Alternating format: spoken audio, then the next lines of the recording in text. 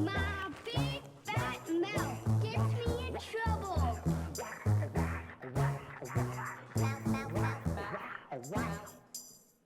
Well, good morning again, and our big fast mouths do get us in trouble. And this morning we are wrapping up that series. Anybody else glad that this is the last sermon in this series, or is it just me? This has been so convicting. In week one, we talked about complaining, and then we talked about lying. Last week we talked about criticizing. This week we're going to talk about gossip. We're going to talk about gossiping this week. And I said the very first week that this was not an autobiographical series, but I think I lied because it's hit me hard. And so I'm glad that it's over. We don't have to talk about it anymore, right? And but this morning we are talking about gossip. You think about gossip, you think about like maybe we're dishing dirt on somebody or talking, just idle talk about other people, negative comments about someone when they're not present, talking about somebody behind somebody's back, spreading rumors about people, gossip. And we know it when we hear it. According to the website Power of Positivity, gossip is a negative conversation, usually with bad intentions, that is spread by others, and it is a source of much hatred in our society. Cesar Kalinowski said that he has a mentor who defined gossip this way. Gossip is speaking to someone who is neither directly part of the problem or the solution in a situation concerning another person who is not present. So talking about somebody who's not present, and it has nothing really to do with you. And those are both kind of rather technical definitions. And again, we know it when we hear it. And unfortunately, I think all of us probably do it from time to time. Now, some people talk about others more than other people, but we all tend to do it. There was a researcher from Yale University who discovered in his research that he believes that at least 60% of our adult conversations are about talking about people who are not present. Now, not necessarily negatively. I mean, like a husband and wife are talking and they're talking about their kids. Kids aren't there, but they're talking about their kids. Or you're talking about your boss or a coworker or a coach or a teammate or a classmate or a roommate. And so we talk about other people, not always negatively, but oftentimes it is negative, oftentimes in a judgmental way. But 60% of our adult conversations are about talking about other people who are not present. And even though it's common, even though we hear gossip every day, we know we shouldn't do it, right? We know we're not supposed to gossip. We don't like it when people gossip about us, but yet at the same time we end up doing it. We listen to gossip, and sometimes we even share gossip about others. Why is that?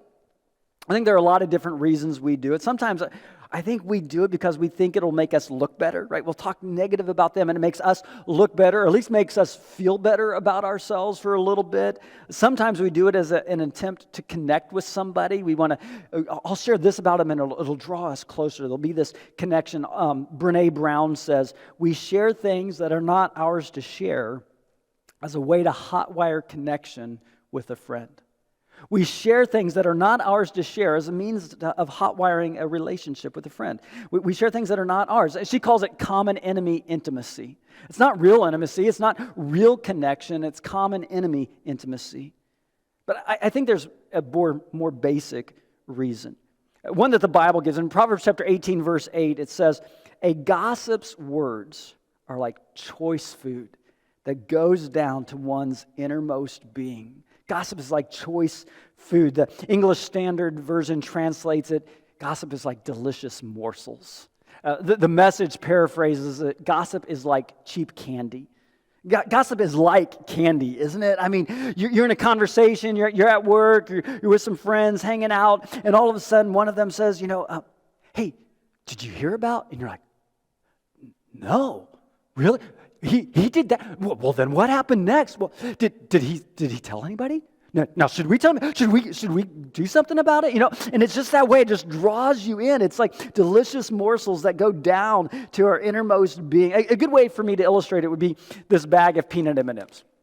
Peanut M&Ms are like crack to me. I'm serious. I mean, once I get started, I can't just eat one. I mean, it's just going. This bag says sharing size. Ain't no way this is being shared. I tell you, this is a one-sitting bag. I mean, I'll sit down, I'll eat. And so it's a good thing I haven't opened it yet, because if I opened it and if I had one right now for the next 20 minutes or so, you would just sit here watching me eating M&Ms. And you'd probably, that's not what I came to church for. And so we're going to leave those here. But that's what it's like, isn't it? I mean, gossip can be like that. It can be just so addictive. It's sweet. weed. It's like candy going down to our innermost being. And we're like, they did that?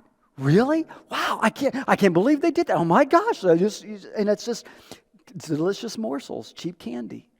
I heard it said that gossip can actually travel around the world and back before truth gets out of bed and puts its pants on, right? I mean, that's kind of the way it is, especially in our day of social media, right? I mean, it's so easy to just hit the post button and it's out there for everybody to read. Everybody knows about it. And the thing is, the more you gossip, the longer gossip goes on, the more it is shared, the further it actually gets from the truth, right? It starts out over here as this, but by the time it gets over here, it's something completely different. It's like the telephone game that you played in school growing up. You remember that you played the telephone game? The teacher would have the kids all in a row, and the teacher would whisper something to the first student, and that student would have to then tell it to the student next to them, and so on. And then the very last person had to say what it was they heard and see how similar it was to what the teacher said. And usually it's nothing close to the same. And oftentimes we know that there's always that one kid in class who thought he was being funny and he would just intentionally change it, right, to something completely different. And that's how it is with gossip, but it isn't funny then, is it? I'm not sure if I've shared this story before or not, but when our daughter Katie was in preschool, I participated in a fundraiser for the Muscular Dystrophy Association, the MDA. It's the fundraiser where they kind of put you in jail, right? And you raise money for your release. Well, my prison was maximum security. I was in a maximum security. Well, it was the max, so it was the max. That's where I was. But it's a difficult place to be, and you're there for an hour or so, and you have to make phone calls or go on social media, and you try to raise money for it. Well, Katie went to preschool that day, and she told all her classmates what I was doing. Well, Mrs. Gintrup, her teacher, she had participated in it in the past. She knew exactly what she was talking about. So she explained it to the kids to make sure that they knew what was going on, that Katie's daddy wasn't really in jail. It was just raising money. It was a fundraiser. Well, at least one of the kids or a couple of the kids must not have got it. And they didn't understand what was going on, and they went home and they said something to their parents about Katie's daddy being in jail. And a few days later, I got a call from a very kind and concerned lady wanting me to ask if I had heard the rumors. I'm like, well, what rumors? She said, well, several of my coworkers have told me that you are in jail for embezzling money from the church. I'm like, what? Somehow raising money for the MDA became embezzling money from the church. And that's how gossip is. Now, fortunately, I thought it was kind of funny, and I could kind of just share the truth with her. And I called Mrs. Gintrup, and she called all of the parents, and this is what happened. Let's squelch this gossip. It's not true. But that's how gossip is, isn't it? And some of you have probably been stung by gossip. You know the pain that it can inflict. Maybe you've lost a friendship over something that somebody shared. Maybe you suffered some big-time embarrassment over something that somebody shared that wasn't theirs to share. Or maybe you got in trouble because somebody said something that wasn't true, but everybody else thought it was. Like when I was in church camp, when I was in high school, there was one of the workers at camp told all the rest of the faculty that I had been making out with a girl, and I got in big-time trouble. And I'd never even kissed a girl at that point in my life. And that's a story for another day, but that happens sometimes. Sometimes people say things, and you get in trouble, and they're not even true. We've all probably felt the sting of gossip. And I think one of the problems with gossip is, in a lot of these other things that we've talked about over the last few weeks, is it's difficult to see in ourselves, right? We don't always see it. We think we don't necessarily see it as gossip, especially if what we're saying, if we believe it to be true, we're like, well, if it's true, it can't be gossip, and I'm just doing it it's just for their own good. No, it's not, right? It's not for their good. And even if it is true, if it is negative and you're not part of the problem or the solution and the person isn't there, it's gossip. As Craig Groeschel says, everything that is said must be true, but not everything that is true must be said, right? Everything that is said must be true, but not everything that is true must be said. And sometimes in Christian circles, we'll even disguise it as a prayer request, won't we? Right? Have you ever heard this? Something like, hey, we need to pray for Jimmy. Well, why? What's going on? Well, I don't know if you've noticed or not, but he's been hanging around with with Karen, the new girl at work, and when you know Karen, I mean, well, you know what she's like, and they've been kind of working late, but I don't think they're working late unless they're working late, if you know what I mean, and I think we really should just pray and lift Jimmy's marriage up, in prayer. And you're like, that's not a prayer request, right? That's just straight up gossip. But oftentimes we disguise it, we rationalize it, we justify it, we explain it away. But what we need to understand is what it says in Proverbs 18, verse 21. Solomon says, death and life are in the power of the tongue, and those who love it will eat its fruit. Our mouths have the power of life and death. So the question is, what do you want to be known for? Do you want to be known as someone who speaks life into people, who's encouraging them and building them up? Or do you want to be known for someone whose words bring people down and tear them down and bring death? I think it's safe to assume that most of us, hopefully all of us, we want to be known for speaking life into people. But gossip hurts. We don't want to intentionally hurt people with our words, but gossip does hurt people, and it hurts a lot of different people. First and most obviously, gossip hurts the person it is spoken about. Gossip hurts the person that it is spoken about. Gossip never builds up another person. It never serves to strengthen a relationship. Rather, it strains a relationship. Sometimes will even sever a relationship. Proverbs 16, verse 28 says, a contrary person spreads conflict, and a gossip separates close friends. And some of you may have experienced that. Maybe you've been separated from a really close friend, or maybe even a family member because somebody shared something that wasn't theirs to share. And maybe for you, it's something as simple as that school crush you had in middle school, and you told your friend about the crush you had, and they went and then they told the crush that you liked them, and it was so embarrassing. And not only now the crush isn't going to come to realization. What hurts even more, though, is that your friend betrayed your trust, and it hurts. Or maybe it's something more significant. Maybe you confided in someone of an addiction that you're struggling with. Maybe it's alcohol, maybe it's pornography, I don't know. But you shared something very personal with someone, and they couldn't keep their big mouth shut. And they shared it with somebody else, and now everybody knows, and the guilt and the shame has made it that much more difficult to overcome the addiction. Or maybe it's somebody shared something about a struggle going on in your marriage. You confided in your friend about this issue going on in your marriage, and you told him, hey, don't tell anybody, this is just between us. But they shared it with somebody who shared it with somebody, and it came back to your spouse, and it just kind of blew up in your face. And gossip, it can have lasting and unrepairable repercussions. It can ruin reputations. And usually when we're gossiping, we're doing nothing but belittling the worth of somebody else in an attempt to increase our own worth. We knock someone down to make ourselves look better. And within many psychological circles, gossip is actually considered victimization. That you are victimizing someone when you gossip about them. It hurts the person it is spoken about, but it also hurts the person it is spoken to. Gossip hurts the listener. It hurts the listener because it can get them to believe something about somebody that is not true. Or what you say might be true, but it might have them create this false perception of who that person is that really isn't true. For example, let's say there's somebody lied to you. And then you tell somebody else, and it's not part of the problem, not part of the solution, but you tell them so-and-so lied to you. And they don't know so-and-so, but now they have this perception that so-and-so is a liar and you can't trust them at all. And that might not be the case, but you have planted that in the mind of the listener.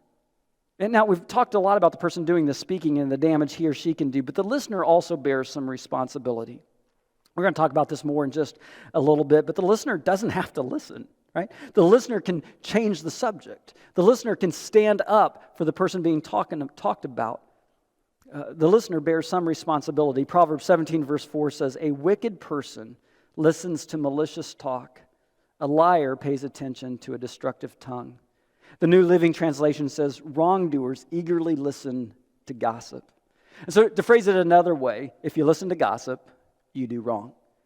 Wrongdoers listen to gossip. A wicked person listens to malicious talk. If you listen to gossip, you are in the wrong. And don't think, and you know this, right? Don't think that once they stop talking to you, that they won't start talking about you. I mean, if they'll gossip to you, they will gossip about you. And so you It hurts the person being spoken to.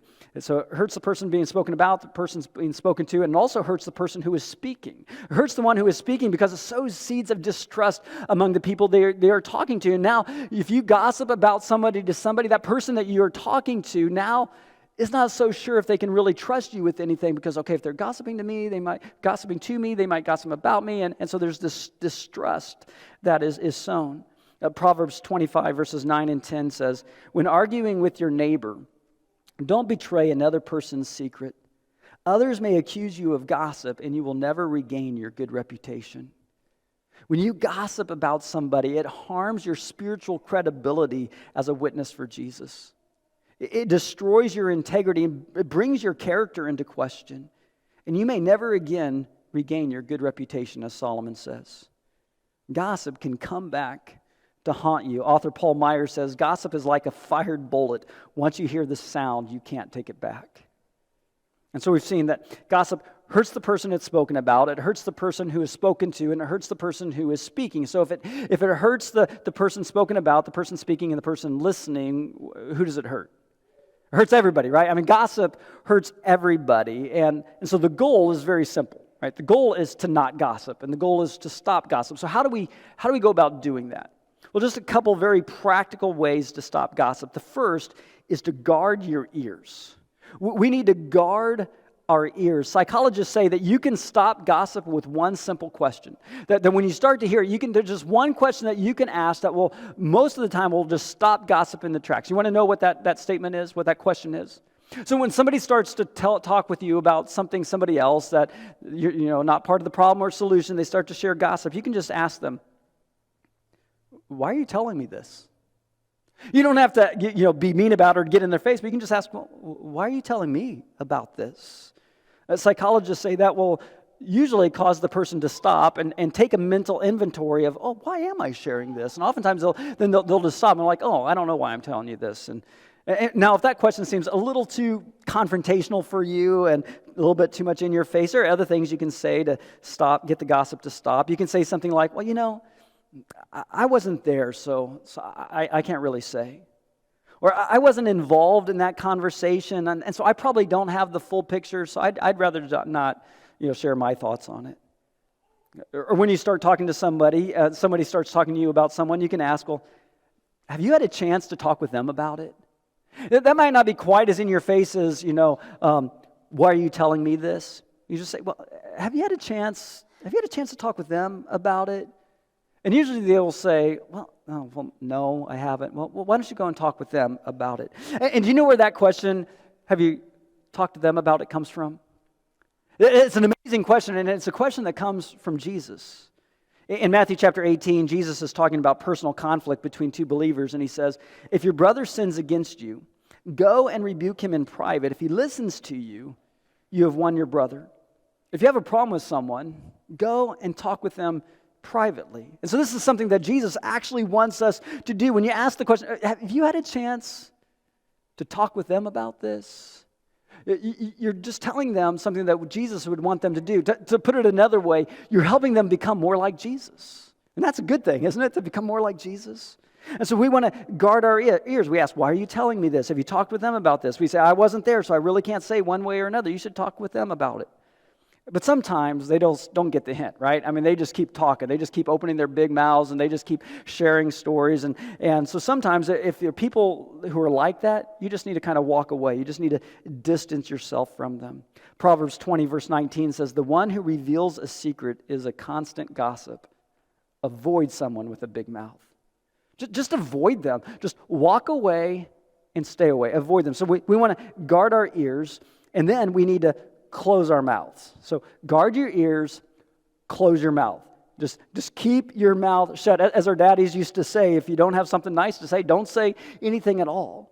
In Proverbs 21, verse 23, it says, watch your tongue and keep your mouth shut, and you will stay out of trouble. Watch your tongue, keep your mouth shut, stay out of trouble. Watch your tongue, keep your mouth shut, stay out of trouble. Let's say that together this morning. Watch your tongue, keep your mouth shut, stay out of trouble. Watch your tongue, keep your mouth shut, stay out of trouble. One more time. Watch your tongue, Keep your mouth shut. Stay out of trouble. You just memorized a Bible verse. Good for you, guys. Good job. Yeah, just watch your tongue. Keep your mouth shut. And you'll stay out of trouble. And so if you find yourself with this delicious morsel that you're like, oh, man, I just need to share this. This is too good to keep to myself. I just need to share this. Ask yourself a question. Would I want someone sharing similar information about me if I wasn't around? Would I want someone saying something like this about me? When we were growing up, we learned the golden rule from Jesus in Luke 6, verse 31, do to others as you would have them do to you. And so the question becomes, when you want to say something about somebody who is not around, is, would I want someone sharing similar information about me if I wasn't around? And do to others as you would have them do to you. So guard your ears, close your mouths. And if you're going to open your mouth, why don't you open your mouth to share encouragement to somebody, to speak words of life and encouragement? What if you got caught, not gossiping, but encouraging people? You ever wonder what that would be like? Maybe it would look like, hey, did you hear what John said about you? No. What did John say? John says he's never seen somebody your age with so much leadership gifts and wisdom that you possess. He said that about me? Yeah, he did. Or maybe it would look like, did you hear what Rachel said about you? No, what did she say? Well, she said that the way you serve people has caused her to realize that she needs to serve people the way Jesus did. Man, she looks at your life and the way you serve others, and it's inspired her to try to be more servant-minded. She said that? Yeah, she said that. What if you got caught encouraging somebody today? See, here's the thing. The problem with gossip, and the problem with complaining, the problem with lying, the problem with criticizing, the problem with our big fat mouths, it's not our big fat mouths, is it? The problem is our broken, sin-stained hearts. That's the problem. And Jesus said, for the mouth speaks out of the overflow of the heart. What comes out of our mouth simply reveals what is in our hearts. And gossip is all about trying to make ourselves look better, trying to make ourselves feel better. Gossip claims, I am strong because they are weak. But the gospel proclaims, I am weak, but he is strong. We share gossip because even if it's just for a moment, if I talk about somebody's lack of fashion sense, if I talk about somebody else's problem, somebody else's addiction, somebody else's porn problem, somebody else's bad marriage, then it takes the eyes off of me even for just a moment. And if I can make them look bad, then maybe I will just feel a little bit better about myself. Gossip proclaims, I am strong because they are weak. But the gospel, the good news of Jesus proclaims, I am weak, but he is strong. Out of the overflow of the mouth, out of the overflow of the heart, the mouth speaks. And we begin to recognize who we are. We begin to recognize whose we are. And as we draw closer to Jesus and as we rest in his grace, he begins to change our hearts. And all of a sudden, what comes out of our mouth is a reflection of a heart that has been transformed by Jesus Christ.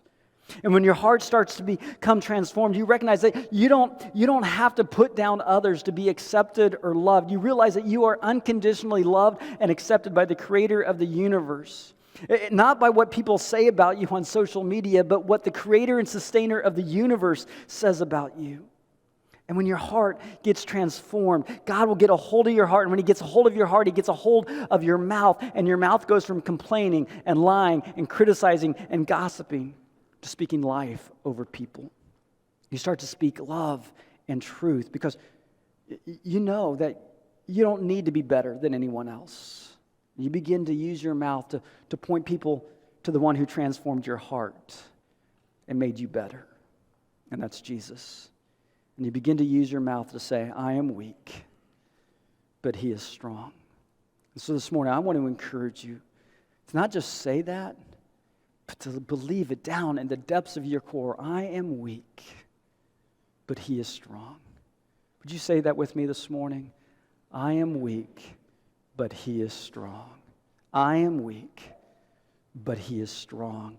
And what you discover is that God's grace is sufficient for you. His power is made perfect in weakness. And you come to discover that there's nothing you have done that has caused God to love you less. There's nothing that you can do that will cause God to love you more. He loves you because He loves you. And He loves you with a love that will not let you go.